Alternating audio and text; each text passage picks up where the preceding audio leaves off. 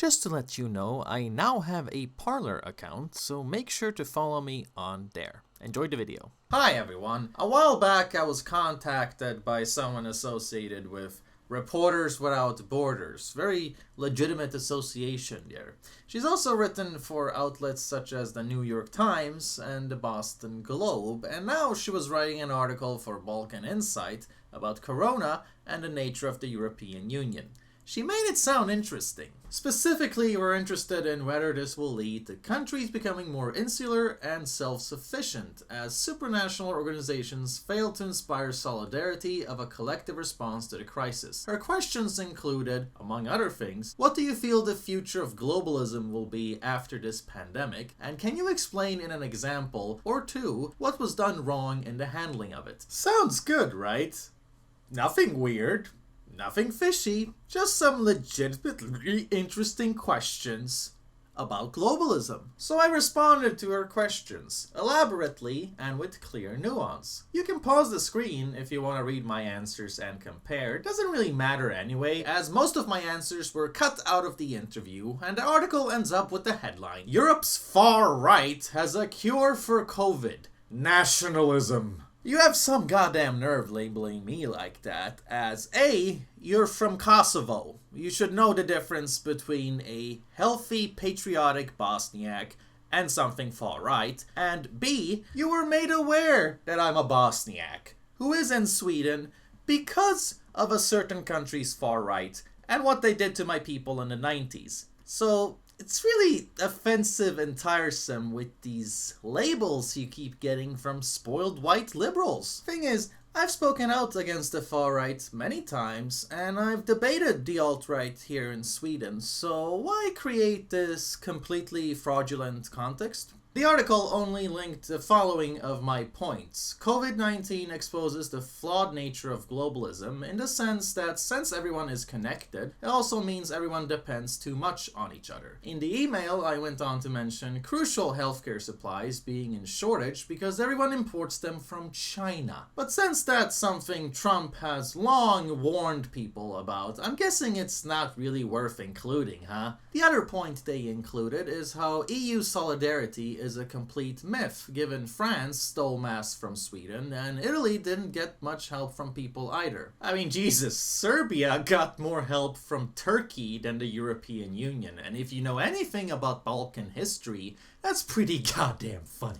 Now these are completely valid points made all across the political spectrum, but it's not even political. There's been medical experts here in Sweden talking about how destructive it is to depend too much on other countries for medical supplies and equipment. The crucial stuff. That's all I was saying, and it's a clear factor in why Sweden was so ill prepared. But all the article did was bring in some British academic to describe this as a radical right attempt to use COVID for personal gain.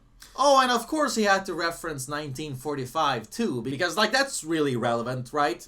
So that's all that was included during our lengthy correspondence. None of my other answers were included. She spent more time writing about how popular I am than what I actually have to say. Then they link me with Serbia's insane president, and also include character assassination of another guy, a Swedish Pole, who runs a very informative Twitter account called Based Poland. Speaking of which, you gotta love this. Remember when Poland's government got shadow banned on YouTube for a video they made and I re-uploaded it? Well, these highly serious journalists used that to stare themselves blind at the term base and claim that this common internet lingo is somehow patented by the Daily Stormer and 8chan, insinuating that only the most extreme of the extreme use this term. There really is no end to the insanity, because in our private conversation, when the article was being made, she specifically asked me, could you define what makes a country based? Well, here's my response. A healthy civic nationalism as opposed to the radical ethno-nationalism that far right and far left engage in. Far too often, Western media establishments will behave like radical communists seeking to destabilize their own countries by trying to start widespread racial conflict.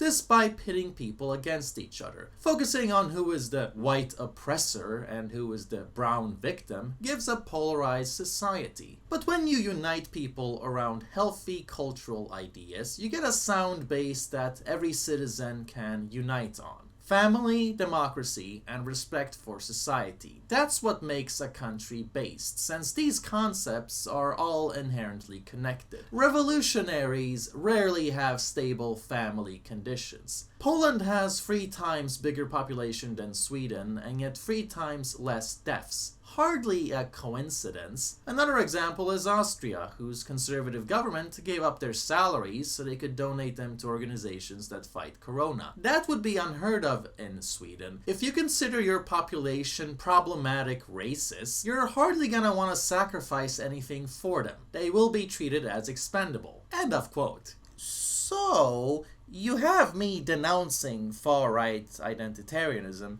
in the very interview.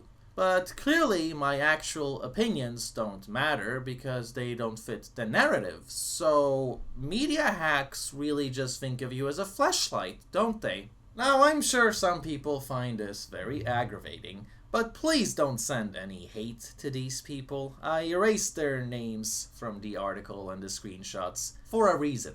I don't want to see that happen. It's a destructive way of dealing with stuff like this. Not only is it not gonna change any minds, as it might when you present a calm, stable reasoning, but it's also just gonna be used against me, against the movement. It's just gonna be used to write even more smear articles and just attack YouTube. I expect better from my audience. I expect them to be able to make arguments. I also expect them to know what and who to ignore, and not feed certain people with material. Furthermore, what's disgusting about their article, I even made a comment on how Sweden's COVID response is especially embarrassing given the high number of immigrants amongst our casualties, and how this is linked to the government not even bothering to inform people in their own languages. But all they have to say to that is, "You racist? What?" And the worst part of all, I tried informing her about Sweden's seniocide. This was before it got widely written about by other international outlets. I linked her information about our government agencies refusing to give old people oxygen, which is a big factor to why our elderly deaths are so high. 90% of deaths are old people who were never even taken to the hospital, but left to choke to death in their respective nursing homes. None of that was included. She just ignored it to write a complete boogeyman story about far-right COVID sentiments. Then you fast forward a few months and all of a sudden the BBC, the New York Times, numerous American Western outlets are saying what I've been saying all along, months before it even happened. Sweden hates old people and don't care about deaths. Now it's even been revealed our government saves 300 million for every 2,000 pensioners that die, so I was right all along when I made that video in March. I figured this article was gonna be about the real issue, namely how the humanitarian superpower of the entire world are mass murdering old people, but clearly Reporters Without Borders couldn't care less about human lives. We are a non-profit organization that promotes and defends freedom of information and freedom of press. No, what you are is a complete bullshit organization that defends the freedom to make up lies about people, and then call that journalism. Because that's what modern journalism is. This is what many of us YouTubers have to bear witness to, regardless what particular media is trying to write the story. They do it to Sargon, they do it to Count Dankula, they do it to PewDiePie. Anyone who's a conservative or some kind of entertainment media competitor to dinosaur media gets the smear tactic pulled on them. And now, when you look at America, you can see how the mainstream media there is just fueling these radical, extreme, communist Antifa riots that have been plaguing the country for months and months and months. Many see the protests as the problem. No, the problem is what forced your fellow citizens to take to the streets: persistent and poisonous inequities and injustice. And please, show me where it says that protests are supposed to be polite and peaceful. People who show up to fight against bigots are not to be judged the same as the bigots, even if they do resort to the same kinds of petty violence. They lie and lie and lie and create chaos so they can have more to write about, probably because media is one of the top 10 jobs for psychopaths. It is beyond obvious that all they care about is peddling their own opinions and money. Just look at how they could have blown the cover on the Epstein story many years ago, but chose not to, just over something so little as being able to keep interviewing their royal family. I've had the story for 3 years. I've had this interview with Virginia Roberts. We would not put it on the air. First of all, I was told, who's Jeffrey Epstein? No one knows who that is. This is a stupid story. Then the palace found out that we had her whole allegations about Prince Andrew and threatened us a million different ways. We were so afraid we wouldn't be able to interview Kate and Will that also quashed the story. And then Alan Dershowitz was also implicated in it because of the planes. She told me everything. She had pictures. She had everything. She was in hiding for 12 years. We convinced her to come out. We convinced her to talk to us. It was unbelievable what we had. Clinton. We had everything. I tried for 3 years to get it on, to no avail, and now it's all coming out, and it's like these new revelations, and I freaking had all of it. I'm so pissed right now. Like, every day I get more and more pissed because I'm just like, oh my God, what we had was unreal. Other women backing it up. Hey, yep.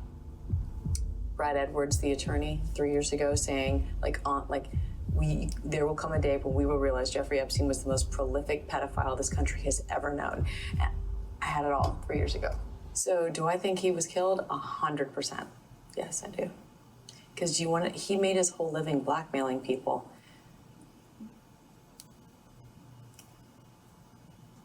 Yeah.